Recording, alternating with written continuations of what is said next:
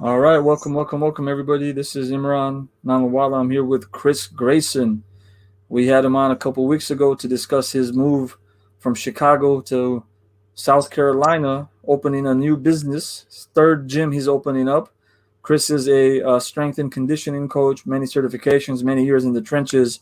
So today he's going to be gracious enough to give us a tour of his new training facility down in the heart of South Carolina. So, Chris, talk to us about the new gym, man. I know you've been down for about a month now, and you've been getting some of your equipment painted. You've been getting some new mats for the gym, and doing quite a few things regarding the setup. Yeah, we just got the mats. Can you see them? Oh yeah, they look nice. Yeah, yeah, they're nice, just black, which is fine. They're a little different than my other ones, but just as good. These ones don't interlock. You just put them together, but they look good. Why? I know. No, since I've known you for a while, and I know that you're very particular when it comes to equipment. Not only the equipment, but the accessory stuff, like the mats and like the color of the equipment and the color of the bars. For someone like you, why does that matter so much?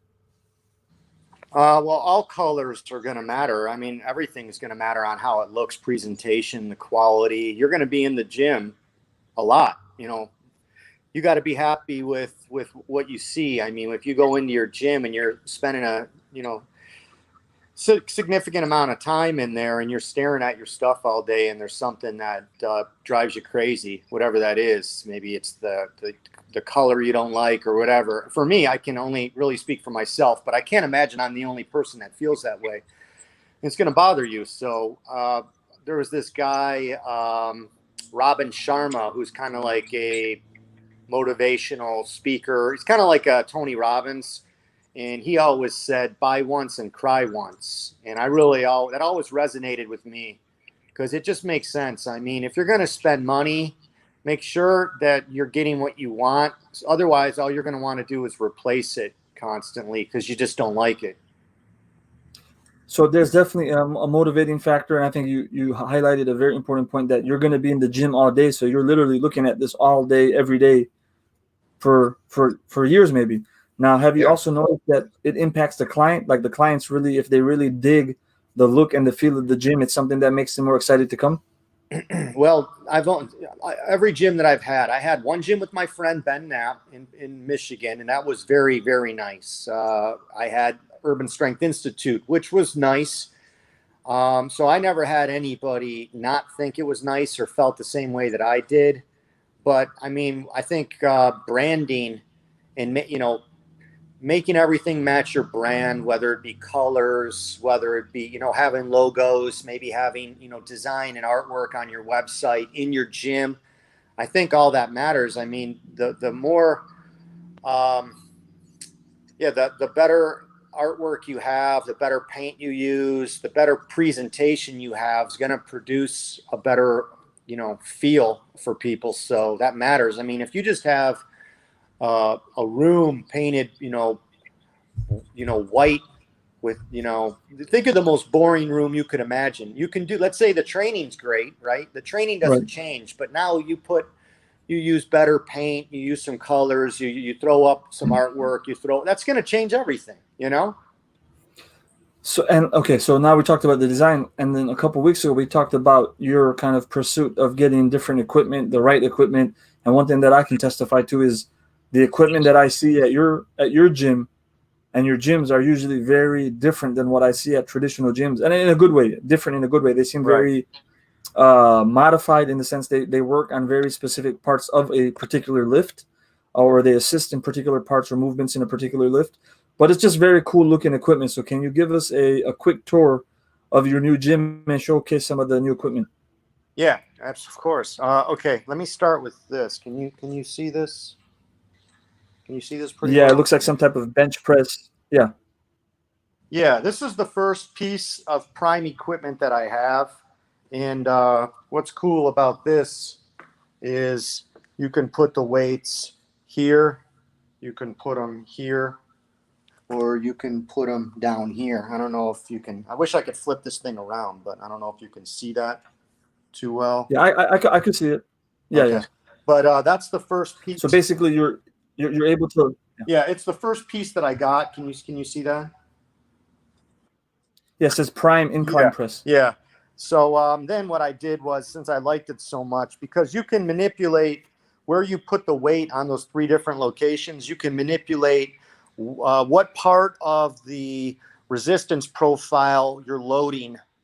So, which is really important because it's kind of hard to explain. It's basically physics and biomechanics, but when you do certain exercises, there's going to be a part in the range of motion where it's the hardest, and then there's the part where it's the easiest. Okay. Um, and you can't always manipulate those things. So you're kind of stuck based off of what it is, since you can't always change it. So then you end up sometimes your strength doesn't match um, basically through the full range of motion as much as you would like. There's going to be limiting factors on where you can get strong because you cannot manipulate the resistance, the profile or the resistance curve. So like in a bench press, you're always limited on how strong you are in the weakest position, which is generally in the bottom position, right? Mm. And as you press the bar up, it gets easier. That's just physics, okay?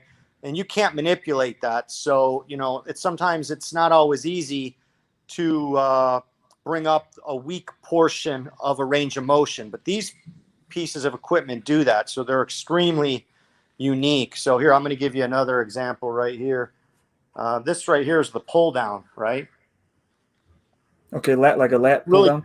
yeah, really cool handles too, because they spin, but also you grab them without a thumb. So then you don't lose neural drive to your forearms and your grip giving out before the back muscles do. It's just a better designed handle. So, so this is great. And the fact that they swivel And then and and all okay, that. Go ahead. What? yeah, I'm sorry. I think there's a delay. So going back to just the incline real quick, just to bring it, explain in layman's terms, what you're essentially saying is that in a normal bench press, there might be like sticking points where somebody might be able to push through at the point of the, like at the highest point or at the lowest point. And in this machine that you have, it's intentionally made easier or harder at different points. Is that correct? Yeah. Yeah. So on this same thing. So if you have the weight here on number one, it's going to make it really hard in the beginning. Like when you're here, it's going to be really hard, but then as you pull down, it's going to get easier here, where it's generally harder here because Right. the muscles in its shortened position, generally you're weaker there. So you can Mm. make it to where it's really hard and then it gets easy, and that would match the strength curve of the way it really should be ideally. But you cannot manipulate that on a pull up, and most pull downs you can't either, because most pull downs, it's where you set the weight, is going to be the same throughout the full thing. So because the weight is the same, your limiting factor is with your own um, strength profile based off of just the moment arm, the all physics basically, and you can't manipulate that, because you can't manipulate your body as far as changing where your origins and insertions are, and you can't change the length of your arm. You can't do those things. Obviously, your arm length is your arm length. Where your muscles attach, your muscles attach. So you're always going to have a strength curve for your body, but a machine or an exercise is going to have a resistance curve or a resistance profile. It's not always going to match the best strength curve for your body based off of the physics. So with this, you can change. So again, so if you're on number one, that's different. If you're here, it's constant throughout the full range of motion, kind of like a more conventional pull down machine would be. And if you go here, this part is going to make it where it would be really easy in the beginning and then be really, really hard at the fully shortened range. So you can manipulate all of those things and when you change those things, there's lots of benefits. First of all, you can get strong through the full range of motion in all those different positions. And because of that, you can also change it up on an athlete to where their brain doesn't really know what's going on, because you get them used to where it's hard and then easy, and then maybe you do a set or two there, but then you change it to where it's easy and then hard, and it's a whole new, neurologically it's different. Does that make sense? Okay, so yeah, that makes sense. But now my question becomes: so I know that you train general population people, but then you also train athletes. You train like intentional athletes, people who are competing or playing a sport. I'm not very curious on what this does for the general pop people, but give me a real life application of how this equipment could help an athlete. Well, that's it's For example, I'm thinking like what? jiu-jitsu. You've trained a lot of jiu-jitsu people. You've trained a lot of MMA people. So, when someone's in the clinch or someone's up close and you got your arms up here, is it gonna help you maybe pull someone in tighter, push someone away easier? Yeah. Actually, yeah, absolutely. And that's one of the benefits, what I was just saying, how you're manipulating where the weight is. So if you have grapplers offensively, there's a lot more. Pulling is more offensive, pushing is more defensive. And if you have somebody that's decent at grappling, you're going to really want to have a very strong offensive game, and you're going to want to have the muscles involved in the offensive aspect of the game very, very strong. So it's a lot of pulling with grappling. And if you can pull somebody in, right, but then when you get them here, you're super weak, so you can't hold them there, then that's going to be a problem, because you're probably not going to be able to control them and hold them in a certain position, because you just lack the strength, because you're not strong in the fully shortened position. The benefit to like the machine I was just showing you, the pull down, is the fact that you can make it harder in the fully shortened position, and you can get the athlete, if they're a grappler or whatnot and they're weak there, you can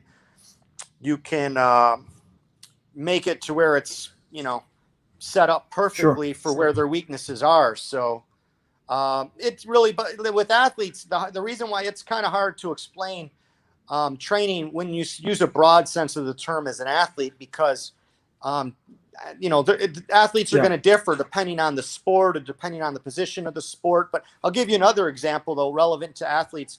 A lot of people are really weak in the lengthened position, and because they're weak, what ends up happening is they're more susceptible to an injury.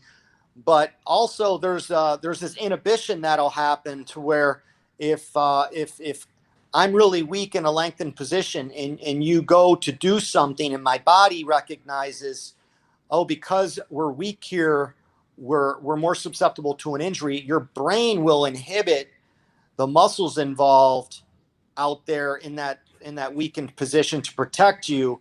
And it's almost like kind of like a governor on a car. Like, it'll prevent you from being able to do what you really could be able to do to protect you from getting hurt. So certain athletes in certain sports, you really have to strengthen that lengthened position. And not all machines can you overload the lengthened position, because you're going to be limited on the weakest part of the range of motion. And if the weakest part of the range of motion is someplace else, then sometimes you're going to be limited to that, and you're not going to be able to match that to where you're weak in your own strength profile. I'm probably not explaining this very well, because it's kind of confusing, but it's just physics, biomechanics, and if you can't manipulate those things with a machine, then you're just kind of at the mercy of your own strength profile based off your body, and you're not, because you cannot manipulate the resistance profile of the machine. Does that make sense? So that makes sense, and I think that leads me to say that the equipment that you have then is intentionally made, so that Prime in this example has made the equipment with a lot of what you're saying in mind, in terms of being able to adjust the profiles. And yes, yeah, I think that's one knock people have had traditionally against machines is that they're very rigid. They go in one plane, one direction. They're not made for people of different heights and different widths and everything. Well, as far as heights and widths and stuff like that, I mean, a lot of companies can get machines pretty right for your averages. No problems with that. So I don't really have too much of an issue with that aspect. But the limiting factor, like at my old gym, I had a pull down machine by Atlantis Strength, and I love Atlantis. They make great equipment. They're one of my favorite companies. But the only problem with that is you have a weight stack. Okay. I'll use this as an example because this is a perfect example. You have a weight stack, right? Now, whatever I put the weight at on the weight stack is the same. So now if I pull this down, right? Now, whatever weight I have on that weight stack, it's the weight through the full range of motion, whatever the exercise is. So I'm at the mercy of that. I cannot manipulate that at all. So I put that at 100 pounds and I go to do a lat pull down machine. The weight is the weight. So the limiting factor is my own body because, again, I'm weakest in the shortened position. So if I want to do a full range of motion, I can only put on so much weight where I can actually get it all the way down. But the problem with that is I'm strong here, but I'm putting a weight on where I can pull it all the way down. So I'm limited by how much I can use to get all the way down. So I'm never really overloading where I'm strong in the end range or strong in the mid range because I'm limited by my strength in the weakest position, the shortened position. And you can't manipulate that on most equipment. So I had a lat pull down from Atlantis, and it's just like most conventional lat pull downs. It's the weight is the weight. The only thing you can do is you can change, the bars, which is cool. You can go to a close neutral grip. I can't bring my other hand up or I drop the phone right now. But, a close neutral grip. You could do a wider neutral grip. You could do pronated. So all that is cool, right? All that is cool. But what always bothered me is like, okay, that's cool. But what would be really cool if I could make it either easier here and harder here, or if I could make it harder here and easier here, or if I could make it hardest in the mid-range. I can't manipulate that. With these machines, I can. The only downside to these machines, because there's going to be pro and cons to a lot of things, the only downsides, and it's not a big downside, is I can't change these handles. Okay, so, but honestly, that doesn't bother me that much because these do move and they do spin around. So I can do a pronated, I can do a neutral, I can do a supinated, or I can rotate as I pull. But that's also the reason why I got this machine here, because this thing right here, this you put on the machine, and now you can do a seated row. Okay. Interesting. So now I can still do a conventional seated row like most machines. Okay. And then also I have, man, it would be so cool. Like, again, if I could flip this around for the viewers so they understand. I think next time what we can do is you could probably get a tripod for your phone, and then you can just put the tripod. Yeah. And then I think that would be best. And then you'll be free. You can talk to the camera. You can demo the exercises. Like that. When we get off the live thing, if you don't mind, I know you know a little bit about tripods. Let me know what I should get. I'll go pick that up. So here, check this out. We can get. Can you see this? Yep.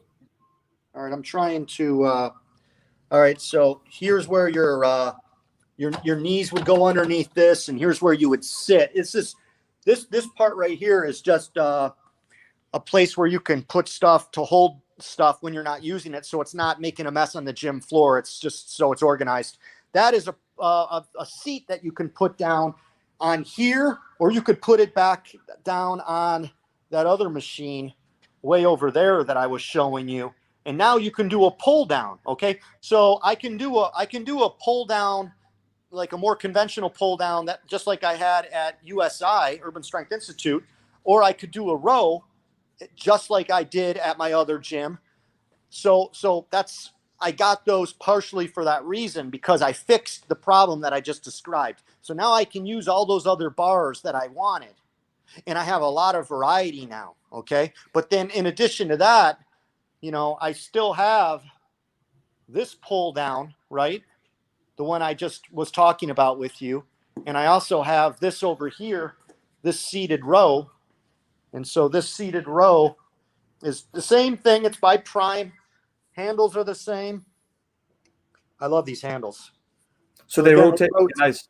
Nice. Oh yeah, they're awesome. So it's an upgrade. That's an upgrade. It's not the regular handle it comes with. The regular handle is the one where you would grab something like, like a regular handle. The downside to that is what happens is sometimes people complain because what happens is their grip is the weakest part of their body. So before the muscle that they're trying to train gets fatigued, their grip in their forearms fatigue first. So those grips are an upgrade. I heard about those grips from Charles Poliquin, and actually, that's how I know about Prime Fitness, through Charles Poliquin. They bought out a company called Strive, and Strive is the one that started doing this, where you could manipulate the resistance profile with these torque arms or these cams.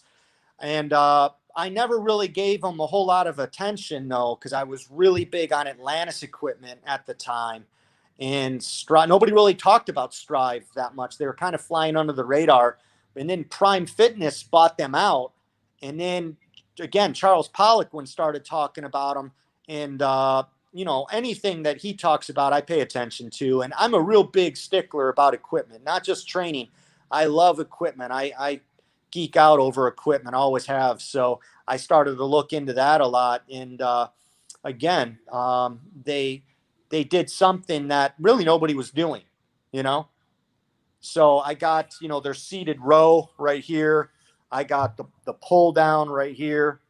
Show us those dumbbells when you get a chance. Okay, I'll show you those in a second. I got the incline press. Actually, you saw this because this was at the Urban Strength Institute when I got this. It felt great. And what's that? It felt great. I loved it. Oh, I love this thing. It's unreal. Not only can you do the, with the torque arm, manipulate the resistance where you want to have it, but it also converges, meaning you're here, right, benching, and when you press, it comes in.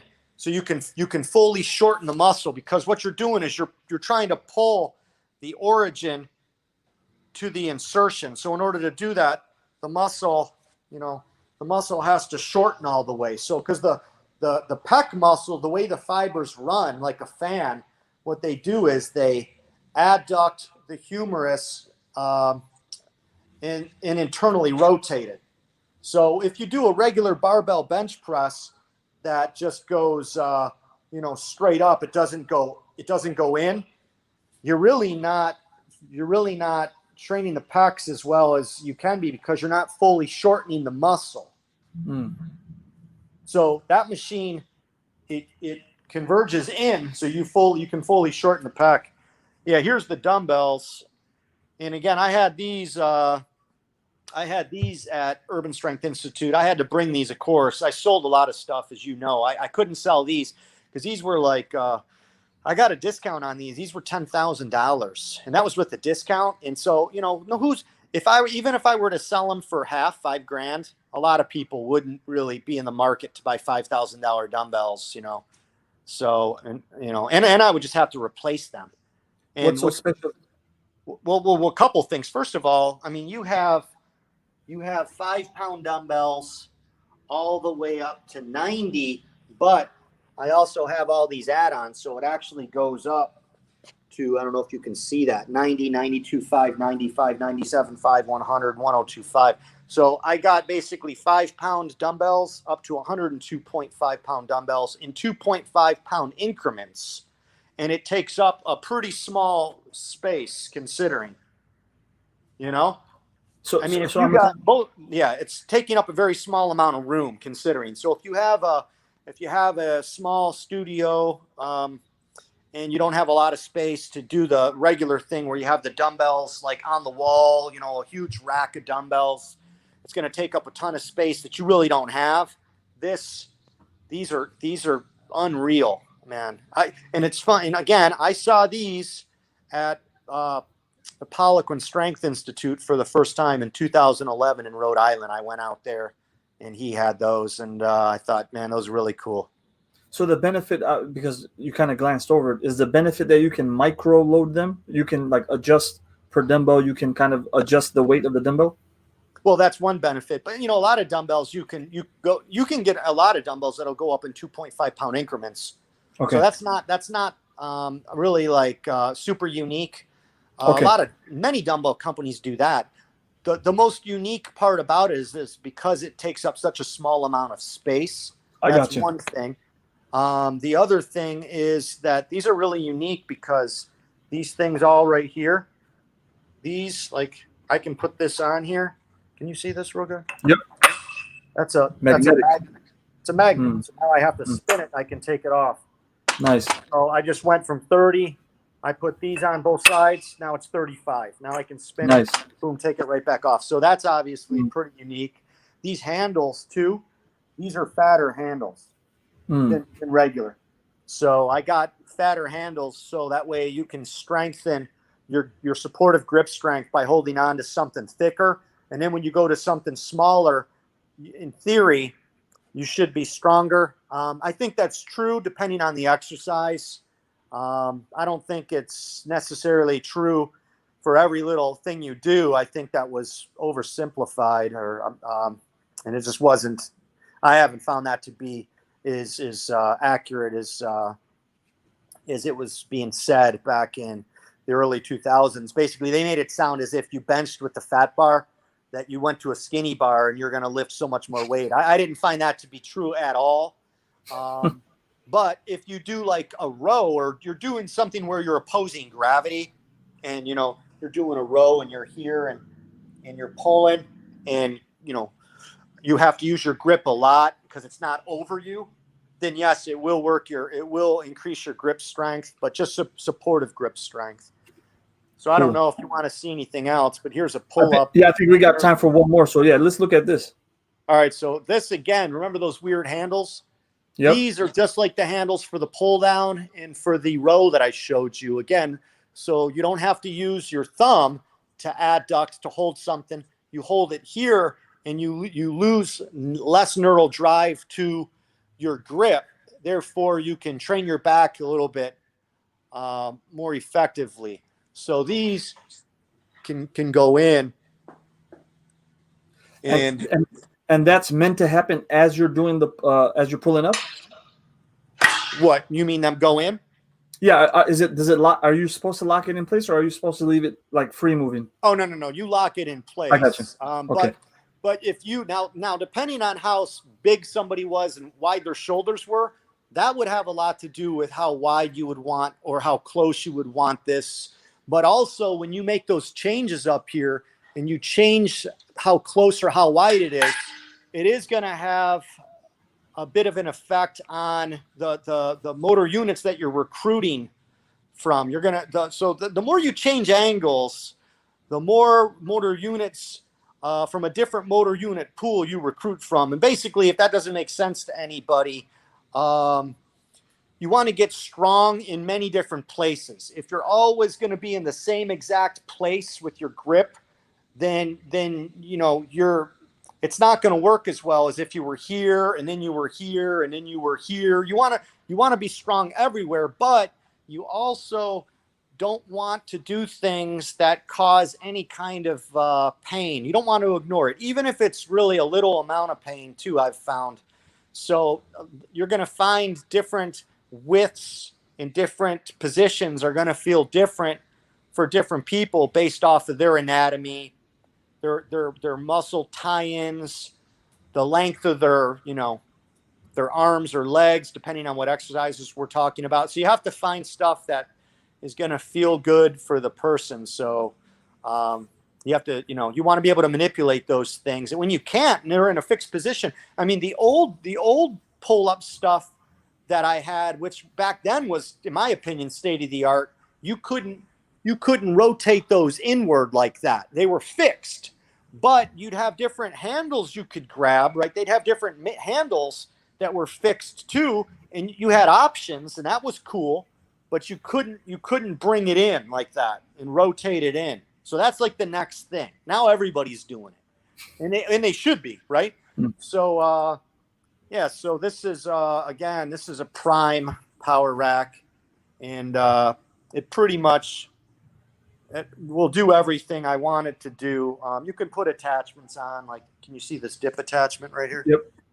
So right now I got this dip attachment on. So I can put that a dip attachment on the power rack. I can put it on this, which is another rack, but this rack is different. I can put it on the functional trainer single pulley system. This thing's real unique because this rack, you have these weight stacks here, right? You can put the weight on here on, you know, both sides, right? Or, and then you can take this if I wanted to and zip that all the way up and put it on a regular bar, and then you have the weights down there. So now you can take a bar, and instead of just putting weight on the bar part, you can attach the cable to the bar, and then you're pulling these weights up as so. Like, watch as I pull. See how can you see how that's going up? Yep. Another thing that's really cool about this thing is I can go from I don't know, can you see that? Yep. I can go from a 4-to-1 ratio, then I can go here, and now I'm at a 2-to-1 ratio just with the change of that pin, and now it's a lot heavier. So yeah, that's pretty cool. Here's the barbell holder I just went and got and had it painted black. Nice. Yeah, I'm gonna have the dumbbells painted black as well. So cool. So yeah, then I kept the preacher bench. You probably remember that. That was over at Urban Strength Institute. I kept this bench here, this incline bench. Okay. Yep. I don't know if you can see it. Yeah, I can see it. Right, the incline bench. I got this leg extension. Best leg extension I've ever used. There's this guy, Juan Carlos Simo, who is a big Poliquin guy, and he had some of these things in the Dominican Republic where his gym is, and he had this, and I asked him about it, and he said it was unbelievable. So I got that. And the same thing, you can manipulate the resistance with the torque arm. Can you see that? Nice. Yep. Yeah. So I got the leg extension. So I mean, I can still do a lot, you know, of lower. I brought this with me. This is for basically lunges. Rear foot elevated split squats. You know, I brought this with me for front foot elevated split squats. You know, I've got my accessory rack here with all my attachments, or a lot of them. I still have some in the trunk. Got my stretching table. I got my plyo boxes for jumping on or jumping off. I got my K box right here. You remember the K box? Yeah, that thing's great. You know, flywheel. Still got, you know, a ton of bars. There's still, you know, obviously there's a ton of stuff that I want, but I'd have to relocate the gym. Hopefully when I start making money, I can relocate into a bigger facility and get all, you know, other stuff that I want, get AstroTurf, do the whole thing, you know, that I always want to do, you know? So I'm gonna wrap it up here because of the time. Okay.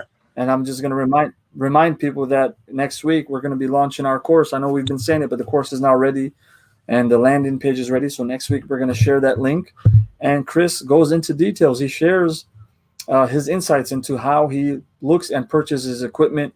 We review the equipment. He, you know, today went over some of the bars. He just kind of took the camera over the bars. We talk about the different bars, why he has them. We talk about some of the accessories, some of the smaller equipment, the bigger equipment, some of the books he reads, some of the software he uses. And this is really going to be the course you want to take if you have interest in creating your own personal training business, so you know what equipment and what methodology to employ and what software to get. Or if you're trying to open up your own personal at-home gym, this is going to teach you what to get. So we're going to be launching that next week. Chris, thank you as always, and we'll see you soon. All right. I'll talk to you soon. Just stay on real quick, okay? Don't hang up. Okay.